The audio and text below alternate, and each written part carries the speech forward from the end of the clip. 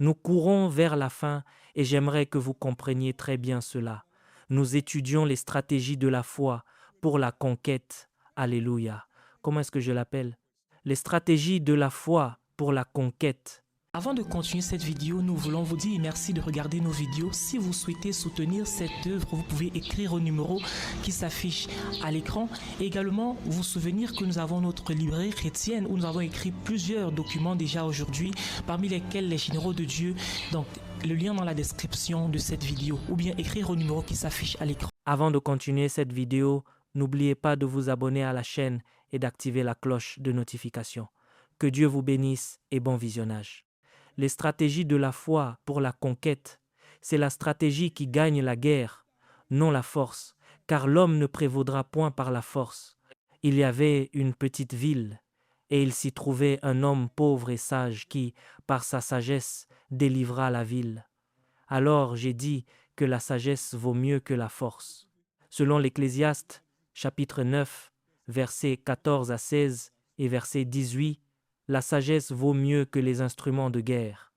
Ainsi, la stratégie est la clé pour gagner la guerre. La stratégie est la clé pour gagner n'importe quelle guerre. La stratégie est la clé pour gagner n'importe quelle guerre. Maintenant, écoutez-moi bien.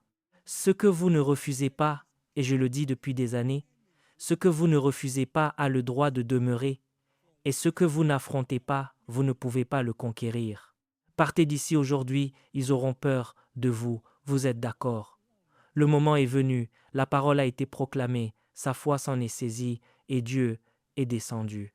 Ce que vous n'affrontez pas, vous ne le conquérez jamais. Ne regardez pas la vie vous traîner ainsi, alignez-la sur la parole, alignez votre vie sur la parole. La parole ne permet pas cela dans ma vie, donc je n'y succomberai pas. Les stratégies de la foi pour la conquête. Stratégie numéro 1. Chaque fois que vous êtes défié, chaque fois que vous êtes confronté, saisissez d'abord la parole qui traite de ce domaine de défi. Pas seulement la parole en général, saisissez la parole spécifique qui traite de ce domaine de défi. Aidez votre recherche à l'aide des ressources disponibles, des ressources spirituelles qui vous entourent. Cherchez des messages, cherchez des livres qui aident à aborder cette situation. C'est par la recherche que vous saisissez votre parole. La conquête commence lorsque l'on se saisit de la bonne parole. Considérez la bonne parole, combien les paroles droites sont puissantes. Efforce-toi de te présenter devant Dieu comme un homme éprouvé, un ouvrier qui n'a point à rougir, qui dispense droitement la parole de la vérité, selon la deuxième épître à Timothée, chapitre 2, verset 15. Job chapitre 6, verset 25 dit « Combien les paroles droites sont puissantes !» La recherche de la bonne parole est le point de départ de votre quête de conquête. La recherche de la bonne parole. Car mon peuple est emmené captif parce qu'il n'a pas de connaissance, selon Ésaïe chapitre 5, verset 13. La parole est l'épée de l'esprit avec laquelle on fait taire l'opposition. Saisissez la bonne parole, saisissez la bonne parole, cherchez jusqu'à ce que vous trouviez. Ne vous contentez pas de chercher, cherchez jusqu'à ce que vous trouviez. Vos paroles ont été trouvées et je les ai dévorées. Elles ont fait la joie de mon cœur. Quand vous la trouverez, la joie sera stimulée au-dedans de vous pour montrer que vous l'avez trouvée, selon Jérémie chapitre 15, verset 16. Les stratégies de la foi pour la conquête. Numéro 1. Localisez la bonne parole qui traite du problème concerné.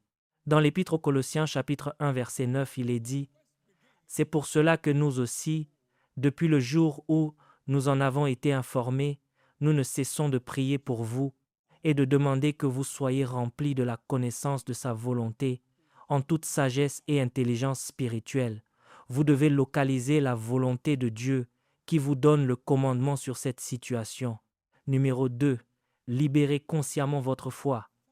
Pas de supposition. La parole trouvée n'apportera aucune valeur sans la foi. Heureuse celle qui a cru, car les choses qui lui ont été dites de la part du Seigneur auront leur accomplissement concernant le problème en question. La foi doit s'animer pour rattraper ce que Dieu vous montre. Selon Luc, chapitre 1, verset 45, Et l'Épître aux Hébreux, chapitre 4, verset 2, la parole ne leur servit de rien parce qu'elle ne trouva pas de la foi chez ceux qui l'entendirent. Un mélange conscient de votre découverte avec la foi, un mélange conscient de votre découverte avec la foi. Vous la mélangez consciemment, vous ne supposez rien, selon le chapitre 4, verset 2. Libérez votre foi envers vos découvertes. C'est le seul moyen de voir ces découvertes s'accomplir. Il n'y aura pas d'accomplissement sans que votre foi y soit mélangée. Ne confondez pas votre découverte avec la foi. Ce sont des niveaux différents. Vous trouvez, puis vous croyez. Le simple fait de trouver n'ajoute aucune valeur pour vous. Vous devez croire pour que ce que vous avez trouvé s'accomplisse.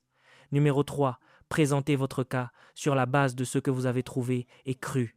Car quiconque demande reçoit, celui qui cherche trouve, et l'on ouvre à celui qui frappe. Vous ne possédez pas parce que vous ne demandez pas. Présentez consciemment votre cas en apportant vos arguments solides pour la conquête que vous désirez. Ésaïe chapitre 41 verset 14 dit « Produisez votre cause, dit l'Éternel. Apportez vos arguments solides, dit votre Rédempteur. » Ésaïe chapitre 43 verset 26 dit « Réveille ma mémoire. Qu'ai-je dit concernant cette affaire? Venez, plaidons ensemble. Parle toi-même pour te justifier. Et quoi encore? Tout ce que vous demanderez en priant, croyez que vous l'avez reçu et vous le verrez s'accomplir. Amen. Un cas non présenté peut rester inchangé. Vous l'avez trouvé, vous l'avez cru, mais cela n'est pas encore apparu. Exigez-le, présentez votre cas. On ne gagne pas une guerre n'importe comment. Vous construisez des stratégies. Vous construisez des stratégies pour la conquête. Vous êtes éveillé aux réalités. Vous bâtissez des stratégies pour la conquête. Pourquoi est-ce que je dis cela? La dernière bataille que vous avez perdue est la toute dernière que vous perdrez jamais. Puis-je entendre votre plus fort Amen? La dernière bataille que vous avez perdue est la toute dernière que vous perdrez jamais. Vainqueur dans le monde entier, plus de pertes. Numéro 4. Adressez-vous à la situation. La plupart d'entre nous savent seulement parler à Dieu. Nous n'avons pas appris à parler aux problèmes. Dieu ne parlera pas à vos montagnes. C'est votre responsabilité et la mienne. Si vous dites à cette montagne, après avoir trouvé la volonté de Dieu, après avoir cru en la volonté de Dieu, après avoir présenté votre cas devant le Seigneur, adressez-vous maintenant à cette situation. Je ne plaisante pas ici. J'ai le soutien du Dieu très haut. Éloigne-toi de mon chemin et pars maintenant. Éloigne-toi de mon chemin et pars maintenant. Si vous parlez à cette montagne, pouvez-vous répéter avec moi? Dieu ne parlera pas à mes montagnes. Dieu ne parlera pas à ma montagne. C'est moi qui dois parler aux montagnes. Je parle à Dieu et ensuite, il me laisse parler aux montagnes. Adressez-vous à vos montagnes avec l'autorité de la foi que vous possédez. J'ai fait une fausse couche? Non, cela ne peut pas arriver. Vous parlez à la montagne. Cela sort naturellement de vous. Vous ne luttez pas avec cela. Ne donnez pas à vos montagnes l'espace nécessaire pour bloquer votre route. Dégagez-les. Merci Jésus. Aucun démon ne se tiendra sur mon chemin toute ma vie et s'en sortira indemne. Ce n'est pas possible. Comment? J'ai l'autorité de Jésus pour traiter avec toi. De la même manière, quiconque bloque votre chemin vers l'avant, tout agent du diable bloquant votre progression, d'où qu'ils viennent, spirituel ou physique, je maudis leur position. Amen. Je décrète votre libération ce soir. De la même manière que j'ai parlé à mon fils, désormais ces agents auront peur de vous. Dès qu'ils vous entendront, ils s'enfuiront de leur cachette. Merci d'avoir regardé cette vidéo. N'oubliez pas de télécharger notre livre Les Généraux de Dieu pour davantage connaître l'histoire de ces généraux de Dieu. C'est plus de 100 histoires inspirantes, 25 biographies à l'intérieur. Que Dieu vous bénisse abondamment.